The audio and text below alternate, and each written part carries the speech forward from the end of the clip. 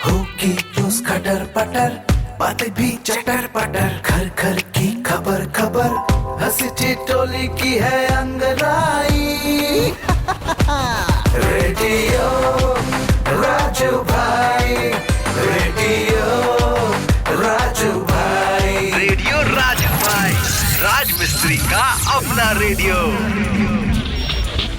नमस्कार दोस्तों, मैं हूँ राजू भाई और आ चुका हूँ लेकर आप सभी के लिए रेडियो राजू भाई, राज मिस्त्री का अपना radio, powered by UltraTech cement, देश का नंबर 1 सीमेंट।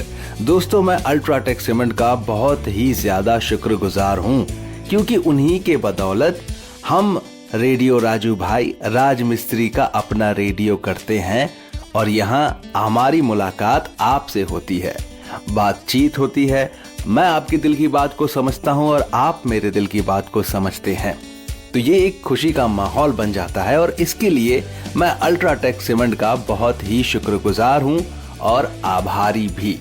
दोस्तों, शुरू करते हैं आज का प्रोग्राम और आज के प्रोग्राम में सबसे पहले मैं बताने वाला हूं आपको आज का विचार, और आज का विचार है रहीम के दोहे में।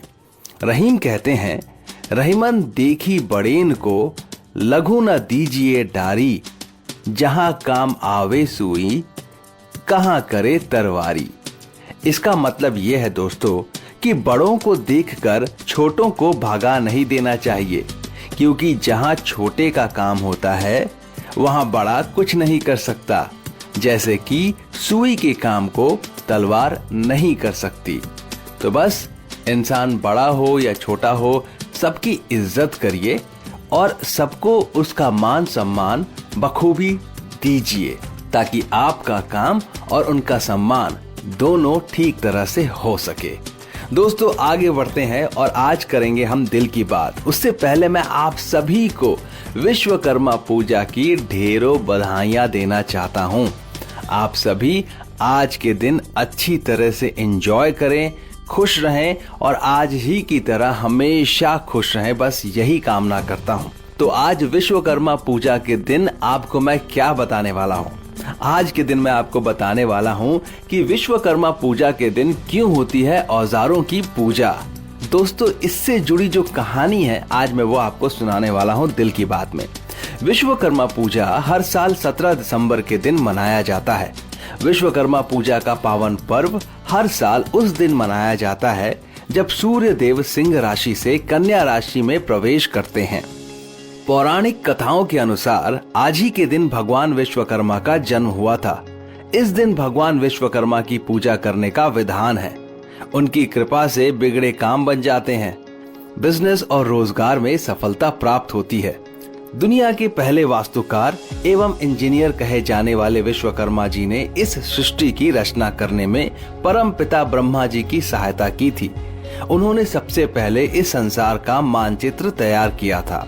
प्राचीन काल में जितनी भी राजधानियां थीं, उन सभी का निर्माण विश्वकर्मा जी के द्वारा ही किया गया था। यहाँ तक कि सतयुग का स्वर्गलोक, त्रेता युग की लंका, द्वापर की द्वारिका और कलयुग का हस्तिनापुर सभी विश्वकर्मा जी के द्वारा ही रचित थे। सुदामापुरी की रचना के बारे में भी यह कहा जाता है कि उसके निर्माता भी विश्वकर्मा जी ही थे। इससे ये पता चलता है कि धन धान्य की अभिलाषा करने वालों को भगवान विश्वकर्मा की पूजा अवश्य करनी चाहिए। विश्वकर्मा जी को देवताओं के शिल्पी के रूप में विशिष्ट स्थान प्राप्त है। भगवान विश्वकर्मा की एक पौराणिक कथा के अनुसार प्राचीन काल में काशी में रहने वाला एक रथकार अपनी पत्नी के साथ रहता था। वह अपने कार्य में निपुण तो था, लेकिन स्थान स्थान पर घूमने पर भी वह भोजन से अधिक धन प्राप्त नहीं कर पाता था। उसकी जीविकापार्जन का साधन निश्चित नहीं था। इतना ही नहीं, उस रथकार की पत्नी भी पुत्र न होने के कारण चिंतित रहा करती थी। पुत्र प्राप्ति के लिए दोनों साधु और संतों के पास जाते थे, लेकिन उनकी यह इच्छा पूरी ना हो सकी। तब एक पड़ोसी ब्राह्मण ने रथकार से कहा, तुम दोनों भगवान विश्वकर्मा की शरण में जाओ, तुम्हारी सभी इच्छाएं अवश्य ही पूरी होंगी। और अमावस्या तिथि को व्रत कर भगवान विश्वकर्मा का महत्व सुनो। इसके बाद अमावस्या को रथकार की पत्नी ने भगवान विश्वकर्मा की पूजा की, जिससे उसे धन धान्य और पुत्र रत्न की प्राप्ति हुई और वह सुखी जीवन व्यतीत करने लगे। तो दोस्तों, ये थी एक कहानी विश्वकर्मा पूजा की। अब मैं आपको एक और कहानी सुनाने वाला हूँ जो विश्वकर्मा पूजा के दिन व्रत रखते हैं उसकी प्रथम कहानी क्या है। पौराणिक कथा के अनुसार जब सृष्टि का निर्माण हो रहा था तो वहाँ सर्वप्रथम भगवान नारायण यानी साक्षात भगवान विष्णु सागर में शेष शैया पर प्रकट हुए। भगवान विष्णु के प्रकट होने के बाद उनकी नाभि कमल में चतुर्मुख भगवान ब्रह्मा दृष्टि गोचर हो गए थे। ब्रह्मा के पुत्र धर्म और धर्म के पुत्र वासुदेव थे। धार्मिक मान्यताओं के अनुसार वस्तु से उत्पन्न वास्तु सातवें पुत्र थे जो शिल्प शास्त्र में बहुत ही बुद्धिमान थे। वासुदेव की पत्नी अंगिरसी ने भगवान विश्वकर्मा को जन्म दिया। आगे चलकर अपने पिता की तरह ही भगवान विश्वकर्मा भी वास्तुकला के अद्वितीय आचार्य बने। और दोस्तों, इसी तरह से अब पूरे भारतवर्ष में विश्वकर्मा पूजा बड़े धूमधाम से और पूरे मन के भाव से मनाया जाता है और इस दिन औजारों की पूजा की जाती है। तो आपके घर में अगर कोई गाड़ी है, कोई औजार है, कोई मशीन या कारखाना का काम करते हैं तो आपको पूजा करना ही चाहिए। और क्योंकि आपके हाथों में साक्षात विश्वकर्मा भगवान विराजमान है और क्योंकि आप वास्तुकला में निपुण हैं, तो आज का दिन आपके लिए बहुत खास है और आज के दिन आपको उनकी पूजा करनी ही चाहिए। चलिए दोस्तों, अब आगे बढ़ते हैं। मैं आपको सुनाने वाला हूँ एक कहानी, लेकिन उस कहानी से पहले आप सभी राजमिस्त्री भाइयों को एक बात याद दिलाना चाहता हूँ और वो बात ये है कि मेरे राजमिस्त्री भाइयों, याद रखिए केवल अल्ट्राटेक सीमेंट का ही इस्तेमाल करें, क्योंकि बढ़िया काम तो बढ़िया नाम। अब रुक करते हैं कहानी की ओर। कहानी का नाम है रिश्वत का खेल। कृष्णदेवराय कला प्रेमी थे, इसलिए कलाकारों का प्रोत्साहन बढ़ाने के लिए, उनके अच्छे प्रदर्शन के लिए उन्हें पुरस्कार देकर सम्मानित करते रहते थे। कलाकारों को सम्मानित करने से पहले वे एक बार तेनालीराम से जरूर पूछते थे। महाराज की ये बात तेनालीराम के विरोधियों को बहुत खलती थी। तेनालीराम कुछ दिनों से राज दरबार में नहीं आ रहा था, जिसका फायदा उठाते हुए उसके विरोधियों ने महाराज के कान भरने शुरू कर दिए। उनमें से एक विरोधी महाराज से बोला, महाराज, तेनालीराम रिश्वतखोर है। दूसरा बोला, महाराज, वह जिसको जितना बड़ा पुरस्कार दिलवाता है उससे उतनी ही बड़ी रिश्वत लेता है। अब रोज दरबार में महाराज को ये सब सुनने को मिलता, जिससे महाराज को भी तेनालीराम पर शक होने लगा। जब कुछ दिनों बाद तेनालीराम ने राज दरबार में आना शुरू कर दिया तो महाराज ने उससे कुछ कहा तो नहीं, लेकिन अब उससे कुछ भी पूछना उन्होंने बंद कर दिया। अब तेनालीराम को भी लगने लगा कि उसके पीछे जरूर कुछ बात हुई है, जिसकी वजह से महाराज ने मुझे पूछना बिल्कुल बंद कर दिया है। एक बार दरबार में बहुत सारे कलाकार आए हुए थे। उनमें से तेनालीराम ने एक को छोड़कर सबको पुरस्कार देने को कहा, लेकिन महाराज ने उसका बिल्कुल उल्टा किया। उन्होंने सारे कलाकारों को खाली हाथ ही भेज दिया और एक को ढेरों इनाम देकर विदा किया। महाराज का ये रवैया देखकर तेनालीराम अपने आप को अपमानित महसूस कर रहा था। वही तेनालीराम के विरोधी यह सब देखकर बहुत खुश थे। एक बार दरबार में एक गायक आया। उसने अपनी कला का प्रदर्शन करने के लिए महाराज की आज्ञा मांगी। महाराज ने अगले दिन उसे संगीतशाला में आकर अपनी कला का प्रदर्शन करने का आदेश दिया। अगले दिन उस गायक का प्रदर्शन देखने के लिए संगीतशाला में काफी भीड़ जमा हो गई थी। महाराज के आते ही उसने गायन शुरू किया तो चारों ओर वाह वाह होने लगी। गायन समाप्त होते ही तेनालीराम बोला, तुमने बहुत अच्छा प्रदर्शन किया है। मैंने तुम्हारे जैसा कलाकार आज तक नहीं देखा।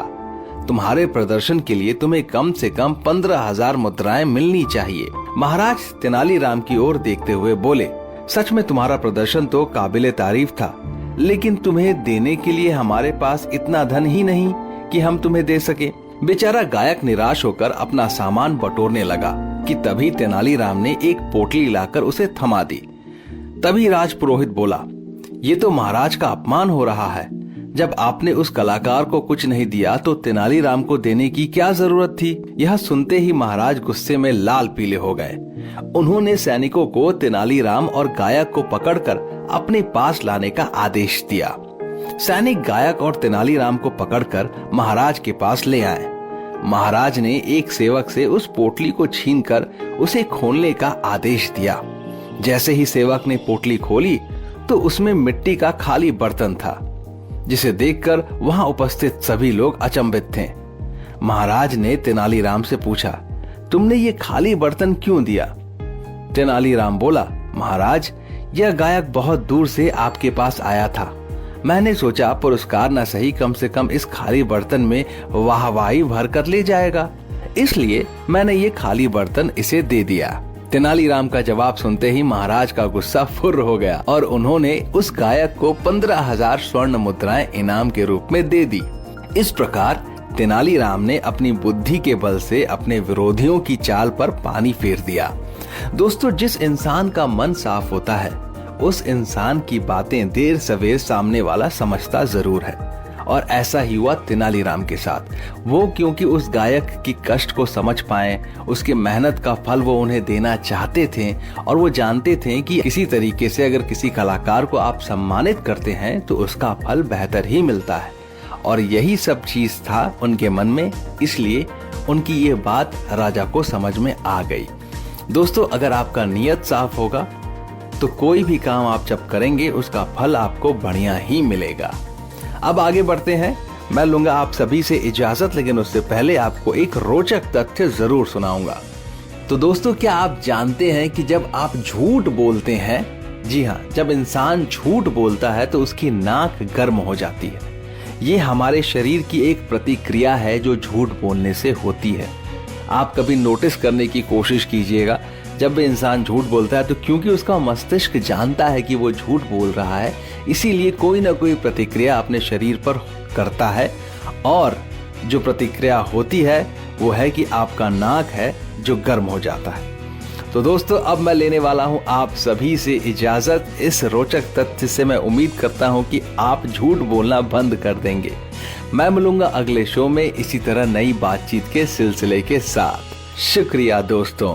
रेडियो राजू भाई, रेडियो राजू भाई, रेडियो राजू भाई, राज मिस्त्री का अपना रेडियो।